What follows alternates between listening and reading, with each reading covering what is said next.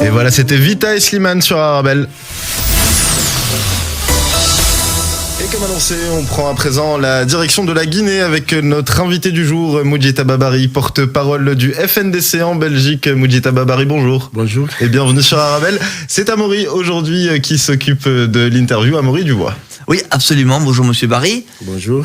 Alors, avant de cette interview, je tiens à signaler que nous avons bénéficié d'une petite préparation, parce qu'on n'est pas des spécialistes de la Guinée.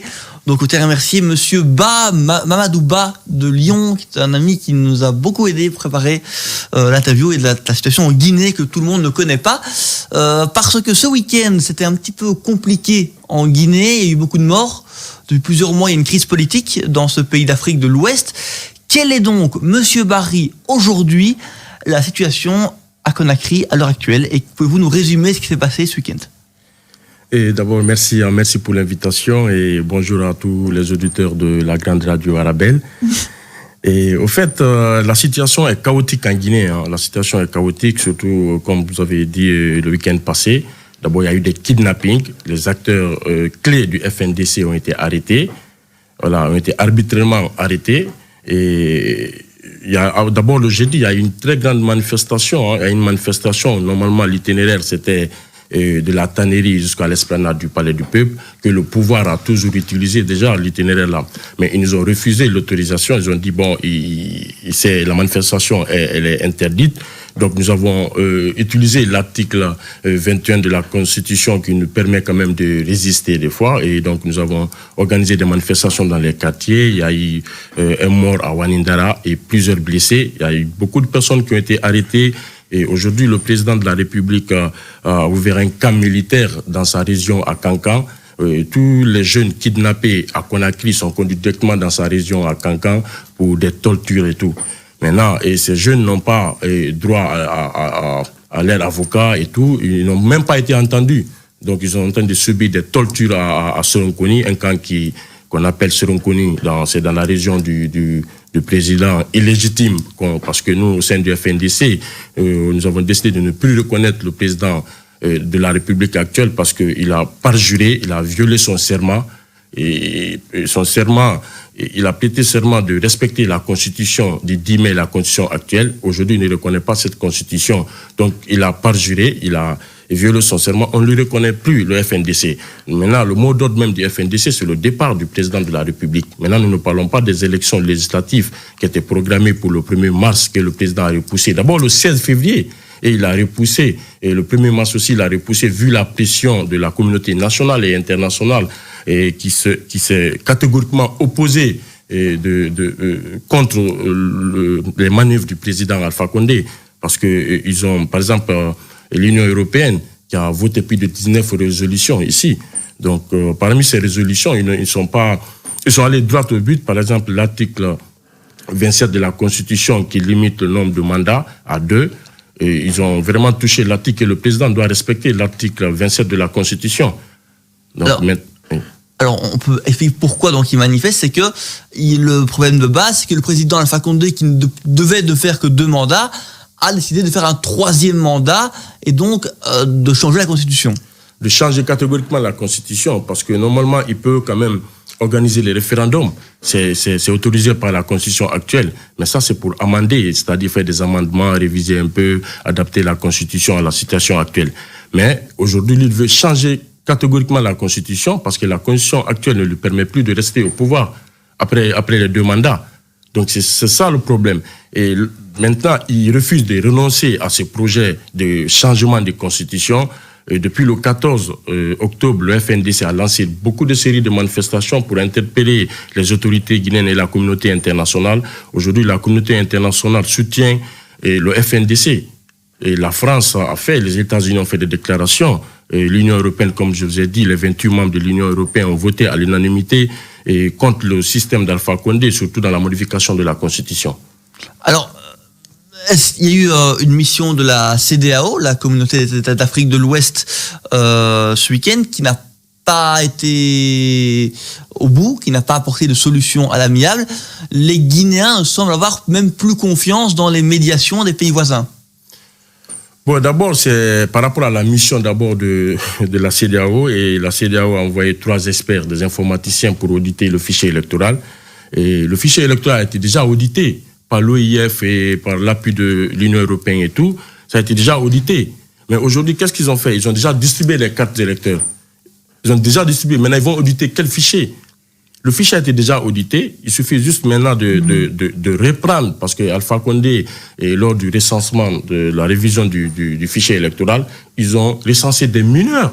Beaucoup de mineurs ont été recensés et il y a des doublons.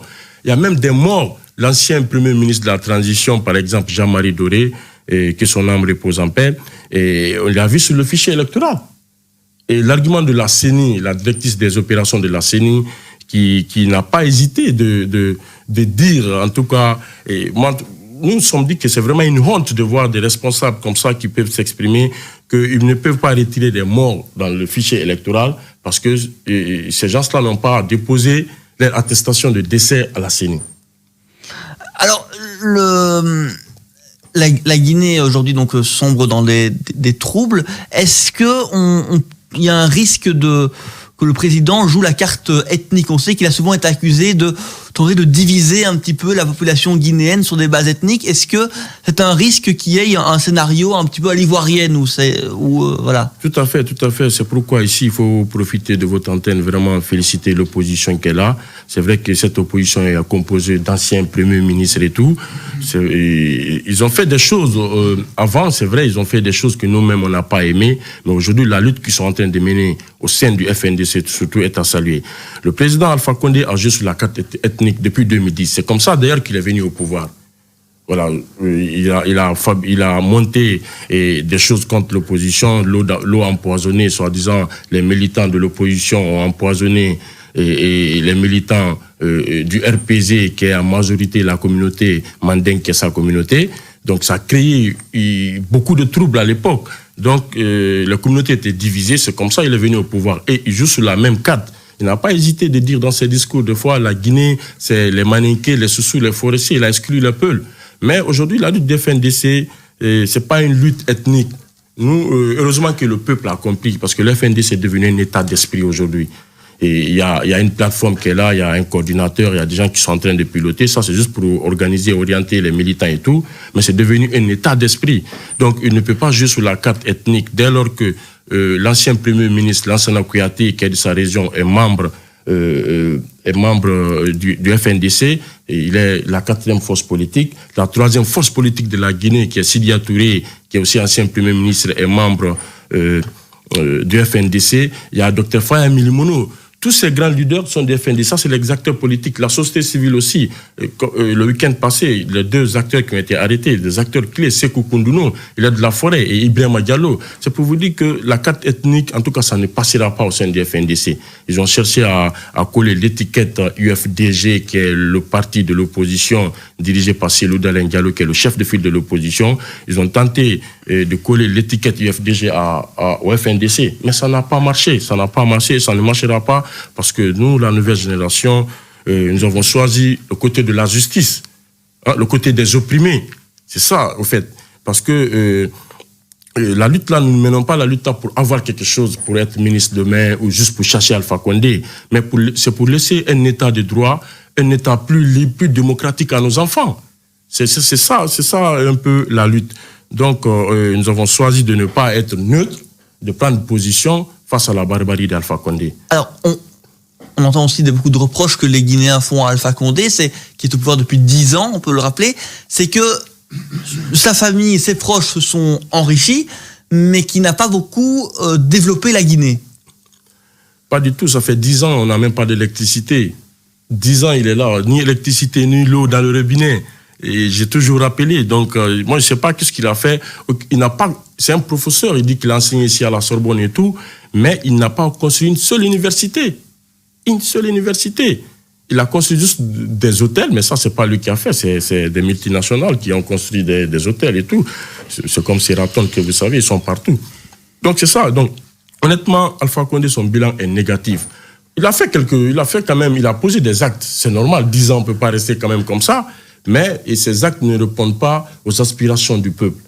C'est ça, en fait, le problème. Et la démocratie est bafouée totalement. Les droits de l'homme ne sont pas respectés. Récemment, les forces de l'ordre ont pris une femme comme bouclier. L'image a fait le tour du monde. Les vieux, les gens sont humiliés. Les communautés sont humiliées, des pères de famille. Les mères de famille sont humiliées. Aujourd'hui, avec les smartphones, c'est sur des vidéos. Donc, je pense que la communauté internationale a bien fait de soutenir le FNDC, surtout dans le respect des droits de l'homme. Voilà. Donc, nous invitons Alpha Condé à revenir à la raison. Il doit revenir à la raison. Surtout, il a fait plus de 40 ans de lutte politique dans l'opposition. Donc, normalement, il devrait donner le bon exemple. Mais il est venu, il est rentré dans un système, le système que lui-même il a dénoncé pendant plusieurs années. Il est venu, il a instauré le même système et il travaille avec ces mêmes personnes. Aujourd'hui, la Guinée, nous n'avons pas trop peur qu'on va aller vers la guerre parce que le peuple est très conscient. Il n'y a jamais eu de guerre en Guinée. C'est vrai qu'il y a eu des agressions, mais qui n'ont pas porté fruit parce que le peuple était déterminé, soudé et pour l'intérêt général de la Guinée. Mais depuis qu'Alpha Condé est revenu en Guinée, les Guinéens sont divisés. Sinon, il y a longtemps, il y avait des partis, l'UFDG, c'est pas Mamadou, que son âme repose en paix, qui était là, mais la majorité des peuples étaient dans son parti. Alpha Condé, la majorité des Maninké, c'est toujours comme ça. C'est comme ici.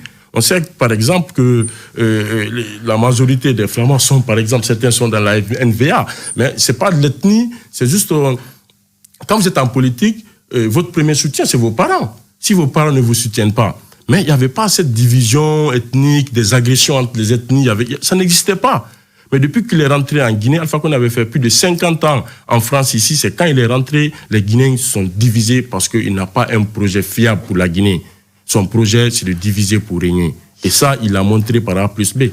Alors, dernière question, on est ici en Belgique, est-ce que vous avez des contacts avec les autorités belges et est-ce que vous pensez que l'Europe et la France ou la Belgique peuvent jouer un rôle, particulièrement la France, qui est une puissance importante évidemment en Guinée vu l'histoire, est-ce que vous pensez que la France a envie de s'investir pour la Guinée et de jouer un rôle pour trouver une issue pacifique en Guinée? Moi, je peux confirmer ça maintenant. Il y avait les doutes. Mais la France a pris position. La France a pris position en faveur du FNDC.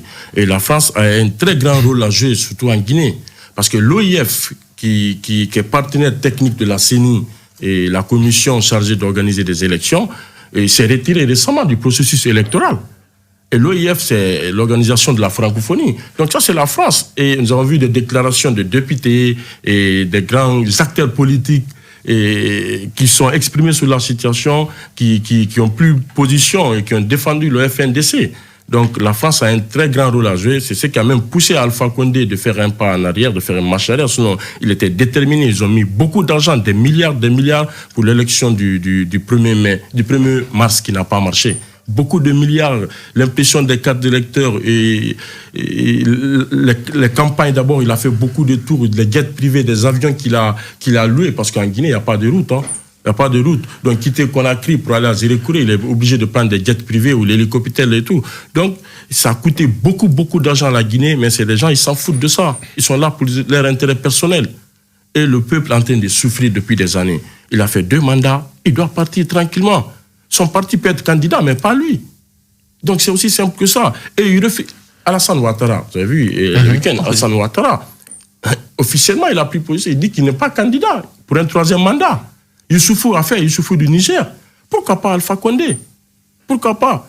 Et même quand vous posez la question à des hauts cadres de l'État, la réponse c'est quoi? Non, il n'est pas obligé de s'exprimer pour le moment. Il n'est pas obligé de dire qu'il n'est pas candidat pour le moment. Mais pourquoi? Il y a des morts tous les jours. Il y a des morts, il y a de la violence.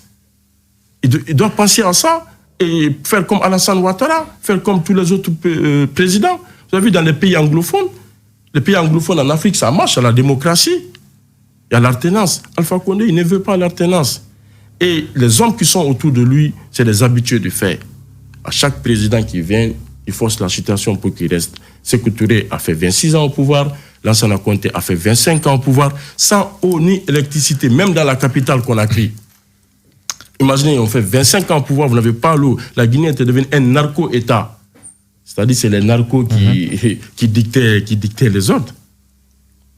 Donc c'est pourquoi je vais profiter encore pour interpeller la communauté internationale de continuer à appuyer sur l'accélérateur pour qu'Alpha Condé renonce à son projet. Au sein du FNDC, d'ailleurs, nous ne demandons plus qu'il renonce, nous demandons tout simplement son départ.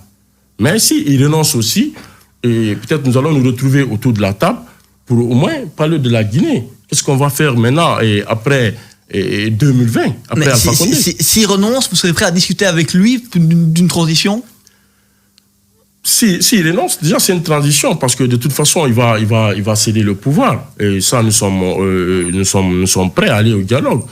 Le jour qu'Alpha Condé va renoncer à son projet de 3e mandat et à son projet de nouvelle constitution, nous allons nous mettre autour de la table pour parler de la Guinée. C'est notre pays. Nous n'avons rien contre le système Alpha Condé.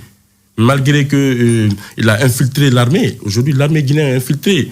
Parce qu'il y a beaucoup de jeunes de l'armée qui tentent des fois pour dénoncer la situation. Mais ils ont été arrêtés. Des jeunes sous-sous, des militaires sous-sous ont été arrêtés. Ils ont été conduits aussi à Soronkoni. Le camp dont je parlais tantôt, ils ont été conduits à Soronkoni. Ils sont en train de subir des tortures. Même leur famille. Ils n'ont pas la visite de leur famille. Donc voilà pourquoi il faut vraiment que les Guinéens se réveillent encore une fois et prendre conscience pour sauver notre génération et les générations futures. Donc nous, c'est ça un peu notre objectif dans le FNDC. Et c'est toute la Guinée aujourd'hui qui se retrouve dans le FNDC. C'est devenu un état d'esprit. Et nous sommes déterminés à aller jusqu'au bout parce qu'il s'en ira vaille que vaille. Voilà, je vous remercie Mudjitaba Barry d'avoir répondu à notre invitation et aux questions du Carrefour de l'Info. Je rappelle que vous êtes porte-parole du FNDC en Belgique. Merci, merci.